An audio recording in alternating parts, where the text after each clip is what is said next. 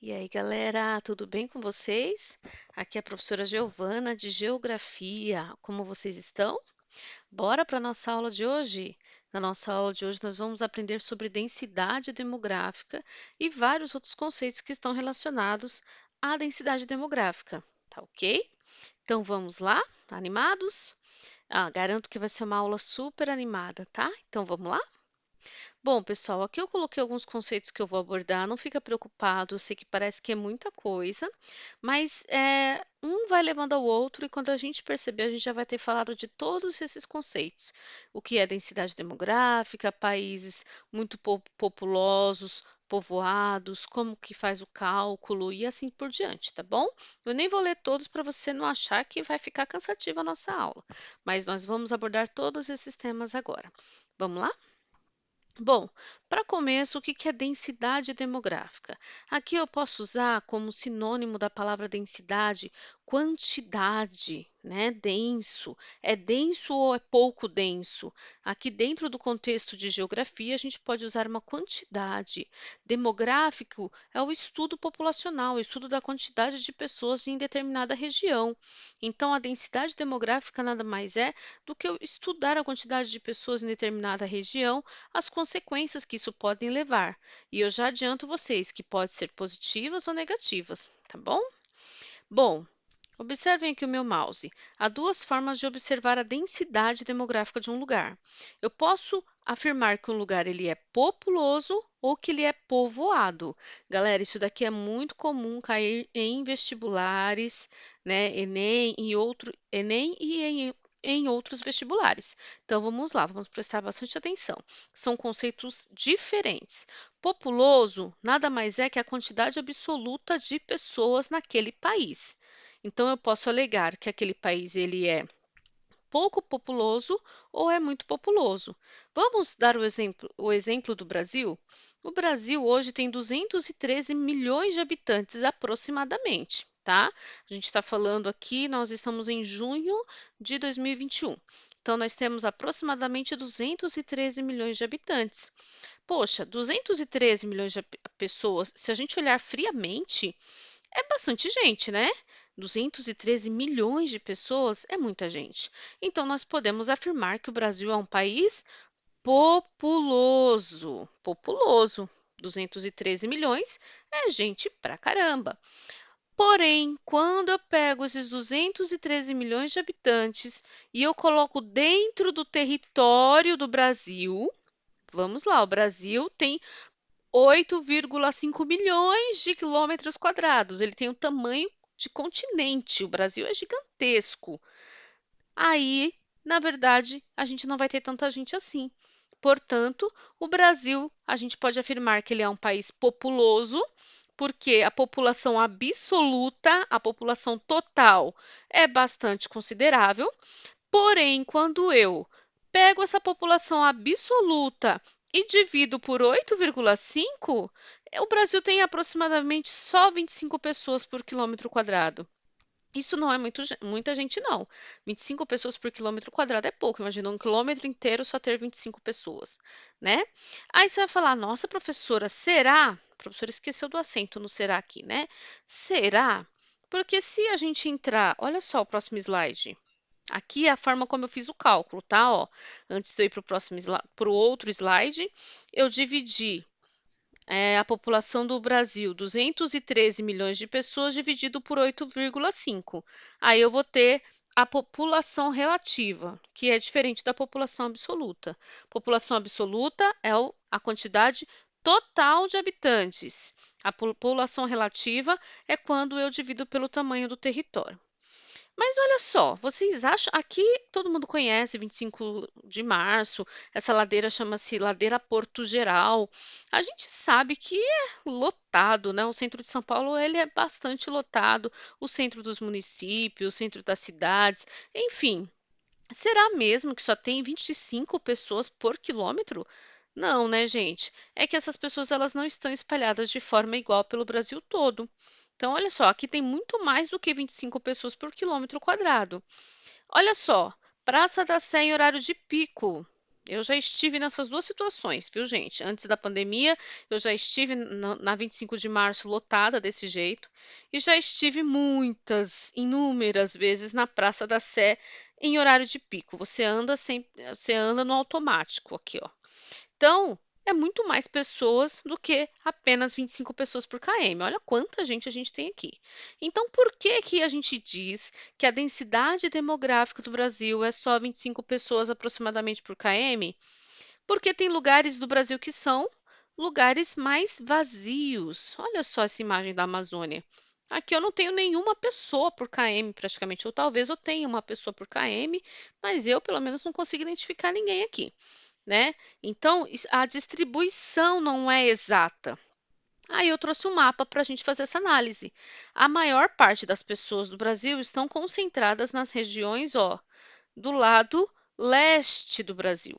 Então, eu tenho São Paulo com uma das maiores concentrações populacionais do Brasil, né? Eu tenho aqui Rio de Janeiro, Paraná, né? E quando eu venho para o lado oeste, onde eu tenho Amazonas, Acre, Mato Grosso do Sul, Roraima e Amapá, eu tenho menos pessoas, porque são regiões, por exemplo, aqui de floresta, de rios, são regiões menos urbanizadas. Então, sim, se eu dividir 8,5, né, se eu dividir 213 milhões de habitantes por 8,5 quilômetros quadrados, vai dar 24 pessoas por quilômetro quadrado. Mas, na vida real, essa não é assim que se divide, porque as pessoas não estão espalhadas de forma exata no Brasil, né? A distribuição da população, ela não é exata. Então, eu tenho muito mais pessoas na região litorânea aqui e nas grandes cidades, né, em especial São Paulo e outras, do que do lado oeste do país. Tudo bem? Isso justifica esse número. Vamos aprender a calcular a densidade? Na verdade, a gente já aprendeu, né, gente? Eu coloquei esse roxinho porque, nossa, parece meio assustador, mas logo eu coloquei assim: calma, é super fácil. Então, eu já expliquei. Você pega o país, pega a quantidade de pessoas que tem naquele país, vamos para a China, que é o país que mais tem gente no mundo, por enquanto, né? Logo a Índia irá ultrapassar a China. Então eu peguei aqui, ó, primeira colocação, né? O país mais populoso, né? O país mais povoado do mundo é a China. Porque a China tem mais de 1,3 bilhão mais de 1,3 bilhão de habitantes, desculpem, tá?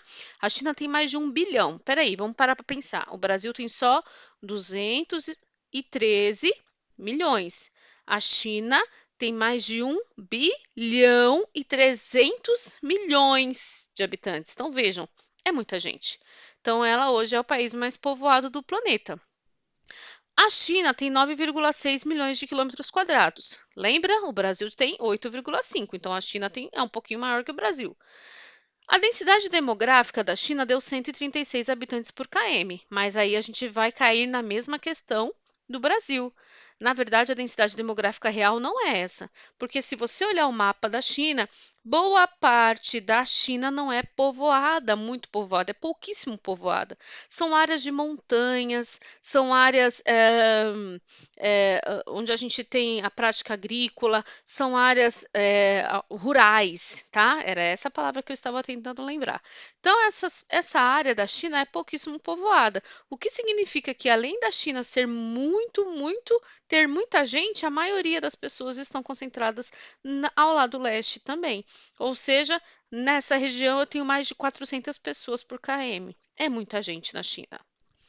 Aí eu fiz o cálculo aqui e quero mostrar para vocês. Eu dividi 1,3 1 bilhão,3 milhões de pessoas por 9,6 milhões de quilômetros quadrados, deu aproximadamente 135 pessoas por km. É assim que faz o cálculo, tá bom? Quando você quiser saber a média, lembrando que essa média não é verdadeira, porque as pessoas não são divididas de forma igual. Há áreas rurais, né, áreas urbanas e assim por diante, tá bom? Bem, galera, agora eu vou mudar um pouquinho de assunto, mas que tem a ver com o mesmo conceito, né? Você aprendeu a fazer os cálculos de densidade demográfica e você já aprendeu a diferença entre populoso e povoado. Populoso é aquele país, é a quantidade total de pessoas que tem naquele país, e povoado é quando você pega a quantidade total e divide pelo território, tá bom? Agora vamos para o crescimento vegetativo. Essa palavra crescimento vegetativo dá um bug na cabeça. Você falou, como assim vegetativo? A pessoa vai ficar na cama lá, vegetando, porque infelizmente a gente usa esse termo para pessoas que às vezes têm algum problema de saúde, né? E que não é nenhum termo correto. Mas não, não tem nada a ver com isso, tá, gente? Crescimento vegetativo nada mais é do que o crescimento natural, ou seja, a quantidade de pessoas que eu tenho naquele lugar, naquele país. Vamos dar uma olhada nas fases? Vamos supor que eu tenha um país que ele é muito carente, que a população é muito pobre, um país subdesenvolvido, ele estará nessa primeira fase. Essa linha verde, ela representa a mortalidade. Se ele é um país muito pobre, ele não vai dar recursos para que as pessoas tenham vacinas, saneamento básico, acesso à saúde, logo eu vou ter uma grande taxa de mortalidade por várias epidemias e assim por diante. Eu tenho casos de países na África, por exemplo, onde a taxa de mortalidade é altíssima, exatamente por tudo isso que eu falei. A taxa de natalidade também é alta, porque da mesma forma que essas pessoas não têm acesso à saúde para se tratar, elas também não têm acesso à informação e à saúde para conseguir se prevenir. Então, nesse primeiro momento, só olhando para esse gráfico, eu já posso dizer que isso aqui é um país subdesenvolvido, porque é um país onde nasce um montão de gente, olha aqui onde está a linha azul, mas morre um montão de gente também. E o que é o crescimento vegetativo ou crescimento natural? É esse espaço que eu tenho cor-de-rosa, eu acho que isso é cor-de-rosa, entre a mortalidade e a natalidade. Então, é a diferença entre a mortalidade e a natalidade. Gente, nesse país eu tenho poucas pessoas. Eu tenho um baixo crescimento vegetativo, porque a maioria delas morrem. Portanto, é um país muito pobre, né? Subdesenvolvido. Já em outros países, eles já estão nessa etapa. Na etapa em que provavelmente as pessoas já começam a ter acesso à vacina, a saneamento básico, acesso a médicos. Por isso, olha só como aconteceu uma taxa enorme na mortalidade. Vejam, ou pode ser o mesmo país que evoluiu, ou pode ser um outro país que já está nessa etapa, certo? O que acontece? Como as pessoas pararam de morrer, logicamente eu vou ter mais pessoas. Então, o crescimento vegetativo, o crescimento natural, o crescimento que eu quero dizer não é crescer, não é ficar alto, não é ficar adulto, é a quantidade de pessoas nesse país será maior, tá? Então, crescimento em quantidade de pessoas, porque agora ele consegue controlar a mortalidade. Ele consegue dar acesso a essas pessoas, ok? Ele consegue controlar epidemias, ele consegue fazer pré-natal nas grávidas, ele consegue dar vacina nas crianças, ele consegue dar saneamento básico e assim por diante, alimentação e tudo isso, tá? Já tem alguns países que já estão nessa fase. Essa fase é o seguinte, pessoal: ou esse país já evoluiu para essa fase, ou eu posso pegar aleatoriamente um país que já está nessa fase, né? Que claro que já passou pelas demais, pelas anteriores. Que fase é essa? Essa é a fase que eu continuo controlando a mortalidade. Olha que bom, hein? Isso é um ótimo sinal. É tudo que eu falei lá sobre a mortalidade. Se eu controlo a mortalidade, quer dizer que eu tenho acessos. Só que nesse país as pessoas começam a ter menos filhos. Olha só a taxa de natalidade como caiu. Isso pode ser muito bom, isso pode indicar que as mulheres, elas conseguem agora ter outros acessos, né? Que as mulheres conseguem ter acesso a faculdades, a trabalho, né? Pode indicar que a família se planejou, começa a se planejar para ter menos filhos, para conseguir dar boas condições de vida para os filhos, e assim por diante. A questão é, nessa fase eu ainda tenho bastante, uma boa quantidade de pessoas. E aí você vai perguntar, professora, para que é importante ter boa quantidade de pessoas? Porque um país, qualquer país do mundo, precisa de mão de obra. A mão de obra para que as indústrias e para que todos os setores da economia funcionem, né? Então, imagina um país que eu não tenho jovens, que eu não tenho adultos. Como que quem vai trabalhar nesse país? Quem vai gerar renda? Quem vai fazer o PIB girar, a economia girar? Então, aqui eu tenho uma quantidade bacana de pessoas ainda que podem trabalhar. Para vocês terem uma ideia, o Brasil está exatamente nessa etapa. Ele consegue controlar sua mortalidade e consegue controlar sua taxa de natalidade. Tem caído, mas a gente ainda tem bastante jovens para trabalhar. O nome disso, gente, é bônus, bônus demográfico. Quer dizer que a gente tem uma boa quantidade de jovens para trabalhar. Já nessa terceira etapa, nós estamos falando de países desenvolvidos. Aqui eu posso dar o exemplo do Japão, França. O que acontece aqui, pessoal? O que acontece aqui? As pessoas passam a ter tão poucos filhos que eu tenho pouquíssimos jovens. E esses países começam a ter que trazer mão de obra de fora, porque não tem jovens para trabalhar, a população envelhece, então eu tenho mais idosos do que jovens, e assim gera vários problemas econômicos para esses países. Tá? Tanto é que a França, ela é um país, eu tenho até aqui uma parte que fala isso, não sei, tinha, eu acho, ela é um país que ela incentiva a população a ter filhos, ajudando financeiramente, tá? Então, exatamente para que a população possa ter filhos e que não aconteça isso. Qual é o nome que eu dou para essa situação? Ônus. Ônus demográfico. Bônus é quando sobra gente para ter mão de obra e trabalho, e ônus é quando falta pessoas. Tudo bem? Outro, já estamos quase terminando, mas eu vou falar então o que que é uma pirâmide etária. É uma forma de medir a quantidade de pessoas que eu tenho naquele país. Então, por exemplo, a pirâmide etária do Brasil, em 1980, mostrava que a população brasileira tinha muitos filhos, só que eles morriam, porque, por exemplo, olha só aqui. Número 8 era a quantidade de pessoas que nascem, mas pessoas que chegavam aos 40 anos está no número 4. Quer dizer que eu tenho uma alta taxa de mortalidade aqui, né? Então, eu tenho problemas sociais aqui. Quais são os problemas sociais? Podem ser aqueles mesmos que eu citei em relação à mortalidade no começo. Falta de vacina, falta de alimentação, falta de saneamento básico, acesso à saúde. No ano 2000, a gente percebe que a mortalidade diminuiu de uma forma muito interessante, muito importante no Brasil, né? Veja, as pessoas nascem e elas não morrem assim que nascem. Então, nasce e aqui já morre, ó, já diminui drasticamente a quantidade de pessoas. Aqui não, as pessoas nascem, continuam vivendo e têm uma expectativa de vida maior. 2020 era uma projeção, porque essa informação do IBGE é de 2008, então aqui tem um asterisco que informa que isso aqui era uma projeção em que a gente teria menos nascimentos, mais jovens. Realmente, a gente tem hoje menos nascimento, mais jovens, mas por conta da pandemia, nós temos uma taxa maior de mortalidade no Brasil hoje. Então, essa projeção só errou porque ela não sabia, não imaginava que haveria uma pandemia que ia mudar essas estatísticas aqui. Tudo bem? Agora eu quero mostrar para vocês uma outra informação. O continente africano, como são as pirâmides etárias ou como foi considerada uma pirâmide etária em 2006? As pessoas nasciam imediatamente. Ó, cadê as pessoas que nasceram? Elas desapareciam? Não, elas morriam por falta de estrutura, tá?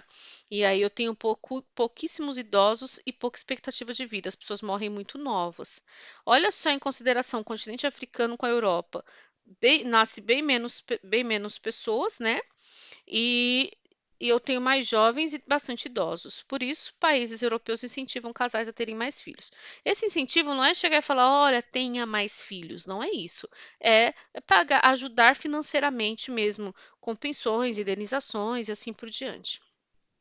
Bom, mudando de assunto novamente, porque eu estou abordando todos os temas que estão relacionados à densidade demográfica, nós temos que lembrar que quanto mais pessoas no mundo, mais poluição. Então, olhando para o lado ambiental, nós temos uma questão grave do plástico e do lixo de forma geral que é produzido por essa quantidade de pessoas. Isso a gente não pode deixar de falar, tá, pessoal? Aqui no mundo já existem ilhas de plástico, né? Então, aqui nós temos essas ilhas de plástico. Aqui é o mapa mundi, aqui é o continente americano. aqui é o continente africano, e nós temos essas ilhas de plástico aqui no mundo. Você vai falar, professor, por que que as ilhas de plástico ficam lá no meio do oceano e não próximo aos continentes onde são jogados os lixos? Por conta das correntes marítimas que levam o lixo para esses locais. Podem perceber o movimento das correntes marítimas. Então, elas carregam o lixo e o lixo fica acumulado nesses locais. Eu trouxe uma imagem, deixa eu só encontrá-la, de pinguins. Opa, não, não, não, não. De pinguins vivendo em ilhas de plástico. Vamos lá, a gente acha, gente. Só um minutinho aí, rapidinho. Então, pinguins vivendo em ilhas de plástico, galera. Vou colocar aqui novamente, peraí. Aqui já é um vídeo que eu gostaria de compartilhar com vocês, né? Que fala sobre o plástico. Eu vou deixar o link, assistam. Vou colocar só um pouquinho do vídeo para vocês e em seguida a gente fala dos pinguins.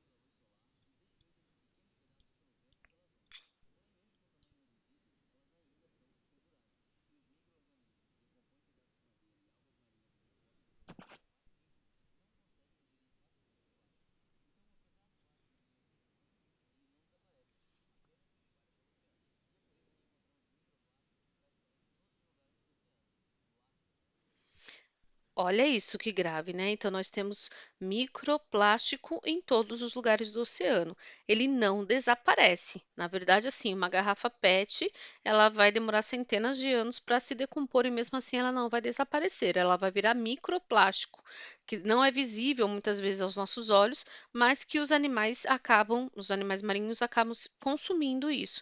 Ou seja, pessoal, a gente vai lá, joga o lixo no oceano e depois a gente come esse lixo quando você vai comer um peixe ou você destrói boa parte do oceano por conta disso, tá bom? Porque você vai consumir microplástico e não vai nem perceber. Tem também aqui pinguins, eu vou colocar aqui, eu achei que eu já tinha nas ilhas de plástico, ó. Pinguins nas ilhas de plástico, tem uma imagem aqui, ó, rapidinho, que eu já estou terminando a aula, mas eu acho importante mostrar. Cadê o vídeo? Aqui só é a imagem. Tá? Mas essas ilhas de plástico existem pinguins vivendo em ilhas de plástico. Vamos ver aqui. Aqui fala que o vídeo é uma montagem, mas eu fui pesquisar, tá, galera? Realmente os pinguins, eles vivem, olha só essa imagem. Foi filmado de um navio, né? Os pinguins vivem, olha lá, vamos lá, eu vou pausar a imagem para ficar mais fácil para vocês. Pinguins em ilhas de plástico, tá? Depois eu vou deixar aqui para vocês a fonte dessa informação para vocês poderem saber se é fake news ou não, mas eu já pesquisei, fiquem tranquilos quanto a isso, tudo bem? Então, lembrando que a superpopulação também tem essas questões voltadas para o meio ambiente. Estamos terminando, então, do slide atual, vamos continuar aqui. Bom, uma coisa importante, pessoal, que a gente precisa saber é que quando a gente vê uma pessoa com muitos filhos, o julgamento nunca é o melhor caminho. Então, essa charge, que inclusive já caiu em vestibular, a mulher está pedindo uma esmola, pelo amor de Deus, não aparece aqui, e a outra mulher, a gente vê que numa condição social totalmente diferente, oferece uma cartela de anticoncepcional. Gente, o contexto social dessa mulher que tem bastante filhos não vai mudar com um anticoncepcional. Vai mudar com acesso à escola, né, acesso à educação, acesso a médico, acesso à informação, acesso a saneamento básico. Isso sim. Então, qual é o papel do poder público, né? Geralmente joga de volta e culpa as pessoas por elas não se programarem, mas existe um contexto social. Não é a pessoa que simplesmente quer sair tendo um montão de filhos e para todo mundo passar fome, não é assim que acontece. Então, o julgamento nunca é o lado correto, tá? Um anticoncepcional não vai matar a fome deles, eles precisam de ajuda, de ajuda pública, de um olhar público, de ações públicas, tá? Para que ajudarem essas pessoas. Então, essa palavra que eu trago para vocês sobre o não julgamento é para a gente mesmo que muitas vezes julgamos quando vemos esse tipo de situação e a gente esquece que essas pessoas têm um contexto social, têm uma história, né? Ela não aconteceu ontem, ela passou a existir ontem e hoje ela tem vários filhos. Ela tem toda uma história onde ela não teve acesso quando criança, onde ela teve que trabalhar, onde ela teve que cuidar dos irmãos, onde ela teve que sair da escola para trabalhar, e aí a gente olha e simplesmente julga por ela ter vários filhos, tudo bem? Bom, vamos lá. Estamos terminando. Deu uma bugada aqui, mas a professora vai colocar do começo. Deixa eu ver se vai. Vamos colocar de novo. Calma, galera, que tá terminando. Eu praticamente resumi a unidade todinha aqui para vocês. Eu vou abrir de novo o PowerPoint, né? Porque deu uma pequena bugada nele, mas é bem tranquilo. Tá terminando, faltam só 3 slides, se eu não me engano. Vamos lá. Agora sim, ó, apresentação do começo. Aí, voltou. Então, eu vou lá para o slide que a gente tá. A gente já viu tudo isso daqui. E nós estamos agora nesse slide. O que o Thanos tem a ver com isso? Bom, gente, eu quero dizer uma coisa. O Thanos, ele também entende de geografia, tá? Então, qual que é a teoria do Thanos? Ele diz que quanto menos pessoas existirem, melhor vai ser para o universo. Então, só algumas pessoas devem ser conservadas aí, algumas poucas pessoas devem existirem. Tanto é que no final do Vingadores Guerra Infinita, as pessoas começam a desaparecer, né? E aí tem lá o último Vingadores, onde é uma continuação. Então, Thanos, ele entende de geografia e ele tem uma teoria. A teoria de Thanos tem um nome. Olha só, tem até essa montagem bem bacana que fala que Thanos leu um autor chamado Thomas Malthus. Thomas Malthus foi um grande filósofo e ele viveu antes da Revolução Industrial. Então, Thomas Malthus, ele percebeu que a população crescia em progressão maior do que o alimento. E Thomas Malthus trouxe uma reflexão que era o seguinte: precisamos ter menos filhos, porque senão não teremos alimento suficiente para todos. Ok, depois, com a Revolução Industrial, tudo começou a ser produzido em massa, então a teoria de Thomas Malthus não se concretizou, porque hoje a gente produz mais, né? A gente produz o suficiente para a população. Então, o Thanos, ele é malthusiano, na verdade ele é neomalthusiano, né? O que é neomalthusiano? São os novos malthusianos, que pegaram a teoria do bonitão aqui, ó, do Thomas Malthus, e transformaram ela numa outra teoria, né, ó, países neomalthusianos, como a China, por exemplo, diziam que as pessoas não podiam ter filhos e obrigavam, por lei, essas pessoas a terem menos filhos. Então, por muitos anos, a China teve a política do filho único, aproximadamente entre 1979 e 2013. Essa política dizia que as pessoas só poderiam ter um filho. O que era terrível, porque na China existe uma cultura em que os pais na velhice são cuidados pelo filho homem, né? Não existe, não é como aqui no Brasil que você vai lá, ganha sua aposentadoria e ganhava, né, galera? Enfim. Então, o que acontece? Os pais sabiam que se tivessem apenas uma filha mulher, na velhice eles ficariam não seriam tratados, não teriam ninguém para cuidar deles, né? Então, quando a mulher engravidava e descobria, claro que eu não estou falando de todas, né? Mas quando a mulher engravidava e descobria que era uma menina ou tinha bebê e era uma menina, a maioria das meninas eram abandonadas em áreas rurais. Tem vários orfanatos de meninas nas áreas rurais da China. Sem contar a quantidade absurda de abortos que eram feitos quando a mulher descobria ainda dentro do ventre que estava grávida de uma filha, né, de uma menina, né? Tanto é que na China hoje a gente tem milhões de homens a mais do que meninas, porque por muitos anos as meninas eram abortadas ou abandonadas. ok? Então, essa teoria neomalthusiana que Thanos também segue é uma teoria que traz muitos danos sociais. Então, as pessoas elas tinham que tentar burlar. O que, que as chinesas faziam? Elas faziam tratamentos de fertilidade para ter dois filhos, porque aí seriam gêmeos e a lei não visava isso. Se você tivesse gêmeos, ok. Enfim, vamos supor que você teve um segundo filho e você quer ficar com aquele filho. Você teria que pagar multas para o governo durante anos, multas caríssimas, e além disso, você era vista na sociedade como uma criminosa. Então, a teoria neomalthusiana, por que neo? Neo significa nova. Eles foram lá pegar uma ideia de Thomas Malthus. Thomas Malthus teve uma ideia em outro contexto, antes da Revolução Industrial. Então, eles foram lá depois, pegaram essa teoria de Malthus, transformaram numa nova teoria, por isso neomalthusiana, e proibiram as pessoas de terem mais de um filho. A China é um exemplo. Então, se Thanos existisse, talvez Thanos fosse chinês. É uma brincadeira sem graça, tá, gente? Mas é isso.